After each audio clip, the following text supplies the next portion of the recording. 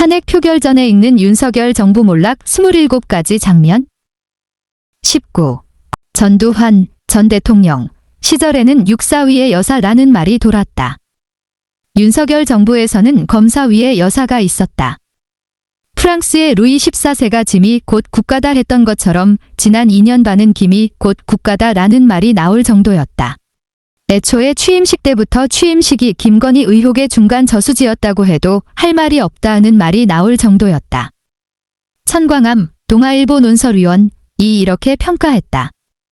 취임식은 대통령이 자신의 국정 철학과 비전, 주요 정책 등을 전 국민에게 밝히는 엄숙한 자리다.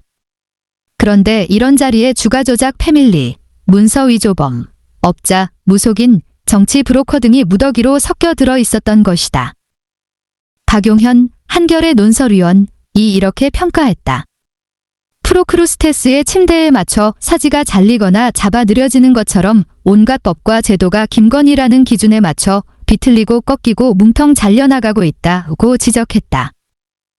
윤태곤 정치평론가이 이렇게 평가했다. 대통령실이 제공하는 자료를 보면 윤석열은 흥이 많고 낙천적인 분위기 메이커라. 김건희가 나온 사진들은 여전히 화보집 느낌이 든다. 바닥을 모르는 지지율, 본인과 부인을 향하고 있는 초거대 야당의 압박, 지리멸렬한 여당 상황 속에서도 변함이 없다. 김건희 화보집은 명태균 사건 이후로 중단됐다. 20. 마약 수사 외압 사건, 아직 수사는 시작도 안 했다. 마약 조직을 수사하던 경찰이 관세청 직원들의 연루 혐의를 잡았는데 대통령실이 개입했다는 의혹이 있었다. 조지호 경찰청장 후보자 청문회에서 나온 이야기다. 백혜룡 영등포경찰서 형사과장 이 사건을 용산에서 심각하게 보고 있다는 말을 들었다고 폭로했다. 조병로 서울경찰청 경무관 가 전화를 걸어 브리핑에서 세관 이야기 안 나오게 해주는 거냐고 물었다고 한다. 조병로는 도이치모터스 주가 조작 사건의 공범인 이종호 블랙펄인베스트먼트 대표 가 내가 승진을 챙겨줬다고 말했던 사람이다. 조병로는 징계위원회에 넘겨졌는데 아무런 징계도 받지 않았고 백혜룡은 징계를 받아 좌천됐다. 그 사이에 문제의 세관 직원은 핸드폰을 반복 초기화해서 포렌식이 불가능한 상태로 만들었다고 한다. 제2회체 상병 사건이라는 말도 나온다. 21. 윤석열은 이명박과 박근혜의 실패에서 아무런 교훈을 얻지 못했을 뿐만 아니라 아예 시스템을 무너뜨리려다 붕괴한 최악의 사례라고 할 수 있다. 어느 정부나 비판을 뭉갤 때 몰락이 시작된다. KBS 사장을 갈아치우고 YTN 매각을 밀어붙이고 박문진 이사장을 해임했다가 가처분 신청이 인용돼 복귀했다. MBC 사장 교체는 실패했다. 방송통신위원회의 합의제 구조를 무너뜨리고 우리 편만 채워서 운영하려다 이진숙 방통위원장이 탄핵되고 셧다운된 상태다. 이진숙은 세월호 추모를 두고 나라 앞날이 노랗다우고 했던 사람이다. 이태원 참사를 두고 좌파 시민단체, 좌파 언론의 뒤에는 대한민국을 뒤엎으려는 기획자들이 있었을 것이라고 했다. 윤석열과 멘탈을 공유하는 사람이었다. 좌파들은 집요하다. 독하다. 그들과의 싸움에서 이기려면 그들보다 더 강하고 더 독해야 한다. 그렇지 않으면 싸움은 진다. 류희림 방송통신심의위 위원장은 가족과 지인들을 동원해 셀프 민원을 넣은 사실이 드러났다. 한겨레는 이렇게 평가했다. 이번 의혹의 본질은 독립적이어야 할 방심위의 수장이 심의 민원을 사주해 비판적인 언론을 손보려 했다는 것이다. 심의 권력의 남용, 그 이상도 이하도 아니다. 방통심의위 법정제 제16건 가운데 14건의 효력정지 가처분 신청이 받아들여졌다. 뉴스타파의 김만배 인터뷰를 인용 보도한 방송사에 무더기 징계를 퍼부었지만 8건 모두 가처분 신청이 인용된 상태다. 애초에 2명만 남은 방통위에서 결정한 모든 결정이 무효라는 게 최근 법원 판단이다. 윤석열은 비판과 토론에 귀를 닫고 언론을 적으로 몰고 유튜브 채널에 빠져들었다. 급기야 선거 결과는 조작됐고 국회에 종북 세력들이 암약하고 국가가 비상사태에 놓여 있다는 망상에 빠져들었다. 국경 없는 기자회가 집계하는 언론자유지수는 62위로 추락했다. 순위는 박근혜 정부 때 70위가 바닥이었지만 그때보다 점수는 더 낮다. 검사 출신 대통령이 법과 제도를 무시하고 표현의 자유를 찍어 누르려다 자멸한 반면교사로 역사에 기록돼야 한다. 22. 이른바 김만배 커피 사건은 완전히 다시 시작해야 한다. 뉴스타파가 윤석열 명예훼손을 했다며 압수수색에 제재에 난리법석을 떨었지만 공소 유지도 어렵다는 말이 나오는 상황이다. 이 사건도 이제부터 다시 탈탈 털어봐야 한다. 이 사건은 복잡하지 않다. 윤석열이 서울중앙지검 중수부장 시절 조우형, 천화동인 6호 실소유주 이 검찰에 불려가서 커피 한 잔 마시고 왔더니 사건이 사라졌다는 게 핵심이다. 윤석열이 사건 무마에 관여했는지를 밝혀야 하고 애초에 커피를 누가 타줬는지는 본질이 아니다. 뉴스타파 보도에는 윤석열이 조우형에게 커피를 타줬다는 말이 없다. 핵심은 커피가 아니라 수사 중단이다. 대통령실과 국민의힘이 사형에 처해야 할 만큼의 국가반역죄라며 원스트라이크 아웃을 외쳤지만 태산명동 서일필 떠들썩했지만 나온 건 없었다. 김만배는 이미 재판이 진행 중이지만 검사 윤석열의 수사 무마 사건도 다시 수사해야 한다. 23. 박근혜 탄핵에 JTBC의 태블릿 보도가 있었다면 윤석열 탄핵의 트리거는 뉴스토마토의 명태균 파일이 될 가능성이 크다. 명태균은 지난 10월 JTBC와 인터뷰에서 내가 구속되면 한 달 안에 정권 무너진다고 엄포를 놨는데 실제로 지난달 15일 구속됐고 오는 일요일이 딱 한 달 되는 날이다. 김건희가 명태균을 처음 만난 날 물건이 왔네요 했다고 한다. 윤석열이 비상계엄을 선포하지 않았더라도 명태균 게이트에서 치명적인 약점이 터져나올 거라는 관측이 지배적이었다. 명태균은 윤석열이 후보 시절 비공개 여론조사를 공짜로 넘겨준 대가로 김영선 전 국민의힘 의원의 공천을 받고 김건희의 후광을 입고 국민의힘 인사들을 접촉했다. 윤석열이 김영선이를 좀 해줘라 그랬는데 말이 많다고 한 통화 녹음이 공개됐고 명태균에게 화내서 미안하다며 1시간 동안 사과한 통화 녹음이 곧 공개될 거라는 말도 나왔다. 윤석열 부부와 통화 녹음과 메시지 등이 저장돼 있다는 명태균의 황금폰도 검찰 손에 들어갔다. 명태균은 구속되기 직전인 지난달 13일 박주민 민주당 의원과 통화하면서 내가 구속되면 12월 12일에 접견을 해달라고 부탁했는데 박주민이 나타나지 않자 황금폰을 검찰에 넘겼다. 검찰이 박주민 접견을 불허했다고 한다. 그 황금폰에 윤석열 부부가 감추고 싶었던 결정적인 무엇인가가 들어있을 수 있다. 촛불행동 등 계엄과 전쟁을 막아내기 위한 시국선언 발표 촛불행동이 23일 오전 서울 종로구 광화문광장 이순신 동상 앞에서 평화와 민주를 바라는 단체 27개와 개인 567명과 함께 계엄과 전쟁을 막아내기 위한 시국선언 발표 기자회견을 하고 있다. 기자회견 참석자들은 북한은 무인기 사건의 주범으로 한국 군부를 지목하였고 국방부는 이에 대한 답변을 회피하며 북한 정권 종말을 언급하는 등 강경 발언을 쏟아내고 있다. 당장 전쟁이 일어난다 해도 전혀 이상하지 않을 정도로 심각한 상황이다라며 이 모든 사태의 원인은 상대에 대한 군사적 행위, 심리전로 간주될 수 있는 대북전단 살포를 막지 않고 비호, 조장, 지원해온 윤석열 정권에게 있다고 주장했다. 이들은 전쟁을 부르고 계엄을 획책하는 윤석열을 하루라도 빨리 끌어내리는 것이 국민 모두의 안전과 생명을 지키는 일이라며 전쟁 정권 계엄 정권 윤석열을 탄핵하자. 전쟁관 국방부 장관 김용현은 즉각 물러나라. 국회는 계엄방지법 즉각 통과시켜라. 애국민주 세력 단결하여 전쟁과 계엄을 막아내자. 고촉.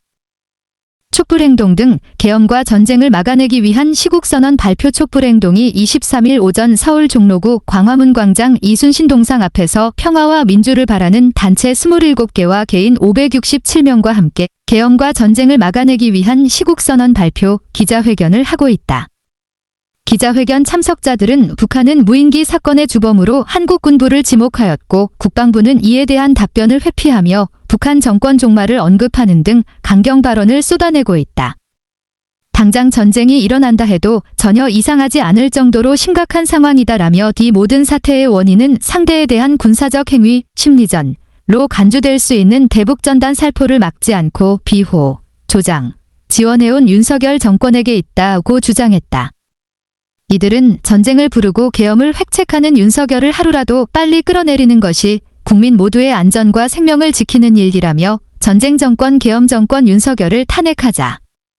전쟁관 국방부 장관 김용현은 즉각 물러나라. 국회는 계엄방지법 즉각 통과시켜라. 애국민주 세력 단결하여 전쟁과 계엄을 막아내자. 고촉 기정민 관련 사진 보기. 24. 윤석열의 망상과 분노 조절 장애는 여러 차례 징후가 있었다.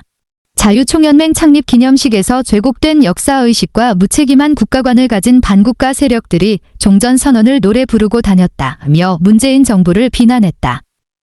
국가 정체성을 부정하는 세력들이 가짜뉴스와 괴담을 퍼뜨린다고도 했다.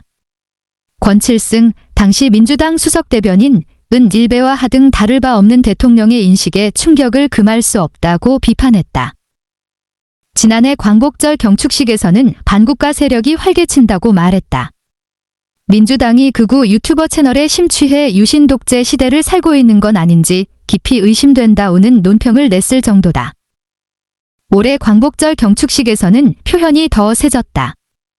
사이비 지식인들이 가짜 뉴스를 상품으로 포장하여 유통하며 기득권 이익 집단을 형성하고 있다. 국민을 현혹하여 자유사회의 가치와 질서를 부수는 것이 검은 세력들의 전략이다. 선동과 날조로 국민을 편갈라 그 틈에서 이익을 누리는 데만 집착할 따름이다. 비상계엄에 반발해 사표를 던지고 나온 류혁 전 법무부 감찰관 은 윤석열은 사이코패스 아니면 소시오패스라고 평가했다. 한국일보가 만난 한 심리학과 교수는 피해망상과 반사회적 성격 특성이 엿보인다면서 간헐적 폭발장애 여부도 생각해 볼 수 있다고 말했다. 25. 술 마신 다음 날 가짜 출근. 뻥카가 일상이었다. 한남동 관저로 옮긴 뒤 출근이 늦을 때마다 가짜 출근 행렬을 보내는 게 일상이었다. 한겨레가 확인했더니 지난 한 달 동안 정시 출근한 날이 이틀밖에 안 됐다. 11월 10일의 경우 아침 9시 1분에 관저에서 출발한 차량 5대가 9시 6분 대통령실에 도착했는데 10시 1분에 한 번 더 차량 6대가 출발했다. 9시에는 정문으로 10시에는 남문으로 왔다. 비상계엄을 선포했던 12월 3일도 뻥카가 8시 52분에 출발하고 진짜 출근 차량은 9시 42분에 출발했다. 가짜 출근 쇼는 경찰들 사이에서는 공공연한 비밀이었다고 한다. 위장제대라는 은어도 있었다. 전직 경찰 고위 간부가 이런 말을 했다. 2022년 11월 도어 스태핑 중단 이후 늦게 출근하는 날이 늘었다. 그때부터 차량 행렬을 2번씩 내보내기 시작했다. 26.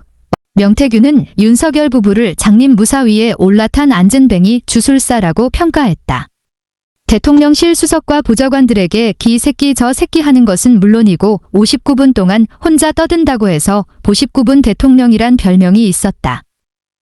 참모들은 주눅이 들어 보고를 못하고 잘겠습니다 하고 물러나는 경우가 많다.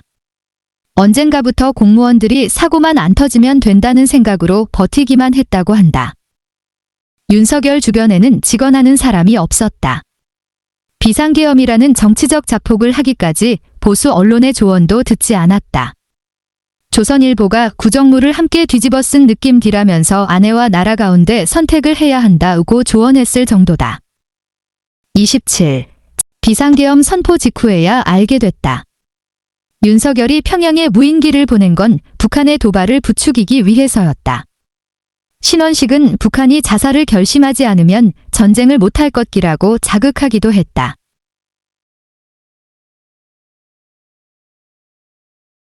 수상쩍은 징후는 꽤 오래됐다. 대북 확성기 방송을 시작해서 북한을 자극했고 북한의 경의선과 동해선을 폭파하자 대응 사격을 하기도 했다. 김용현이 합동참모본부 합참에 북한의 오물풍선이 또 내려오면 경고 사격한 뒤 원점을 타격하라고 지시한 사실이 확인됐다. 자칫 남북교전으로 이어질 수 있는 위험천만한 시도였지만 애초에 북한의 도발을 유도하려는 의도였을 가능성이 있다. 안전은 뒷전이고 일부러 전쟁을 일으켜서라도 정권을 지키려는 위험천만한 시도였다. 내란죄와 별개로 외환유치죄나 여적죄를 적용할 수 있다는 지적도 나온다. 외환유치죄는 외국과 통모하여 대한민국에 대하여 전단을 열게 하거나 대한민국에 항적하는 죄를 말하고 여적죄는 적국과 합세하여 대한민국에 항적한 죄를 말한다. 외환유치죄는 사형 또는 무기징역, 여적죄는 사형이 법정형이다. 이제는 무너진 민주주의를 복원해야 할 때. 김준일 시사평론가은 윤석열의 2년 반을 이렇게 평가했다. 김영삼 전 대통령은 사악하지는 않았지만 경제적으론 확실히 무능했다. 이명박 전 대통령은 사악했지만 상대적으로 유능했다. 박근혜 전 대통령은 적당히 무능했고 상당히 사악했다. 윤석열은 무능한 데다 의도적으로 사악했다. 윤석열의 끝은 자폭일 뿐만 아니라 한국 민주주의의 비극이다. 김정하 중앙일보 논설위원은 윤석열이 3중 중독에 빠져 있다고 분석했다. 첫째, 권력 중독이다. 평생을 검사로 살아왔으니 내가 마음먹으면 제압하지 못할 대상이 없다고 믿게 됐을 거란 이야기다. 둘째, 유튜브 중독이다. 부정선거 음모론 이전에 이태원 참사 음모론도 있었다. 셋째, 알코올 중독이다. 술로 인한 판단력 저하가 자신의 인생과 정권을 파멸로 몰고 갔다. 이는 이야기다. 윤석열은 비상계엄과 내란 때문에 탄핵되고 아마도 평생을 감옥에서 보낼 가능성이 크지만 이미 오래전부터 무너져 있었다는 사실을 간과해서는 안 된다. 비상계엄이 아니라도 윤석열이 거부한 수많은 특검법 때문에 정권의 몰락은 결국 닥칠 일이었다. 비상계엄 이전에도 탄핵 사유는 수두룩했다. 탄핵을 피하려 계엄을 선택했겠지만 결과는 더욱 참혹했다. 우리는 이제 윤석열 2년 7개월 만에 바닥부터 무너진 민주주의를 바로 세워야 한다. 12.3 윤석열 내란은 한국의 민주주의가 얼마나 취약한가 보여주는 사건이지만 동시에 여전히 한국 사회의 민주주의가 살아 움직인다는 자긍심을 확인하는 사건이기도 했다. 우리는 윤석열의 비상계엄을 3시간 만에 해제했고 내란 11일 만에 윤석열을 축출했다. 이제 철저하게 진상을 조사하고 그동안 뭉갰던 권력형 비리를 원점에서 수사해야 할 때다. 검찰 국가를 종식하고 제왕적 대통령제를 넘어 새로운 시대 정신을 모색해야 할 때다. 아무리 대통령이라고 해도 헌법적 가치를 뛰어넘어 권력을 사유화할 수는 없다는 헌법적 원칙을 바로 세워야 한다. 한국 사회는 이제 윤석열 이후를 준비해야 한다. 윤석열의 실패를 딛고 다음 단계로 나아가기 위한 토론을 시작해야 할 때다.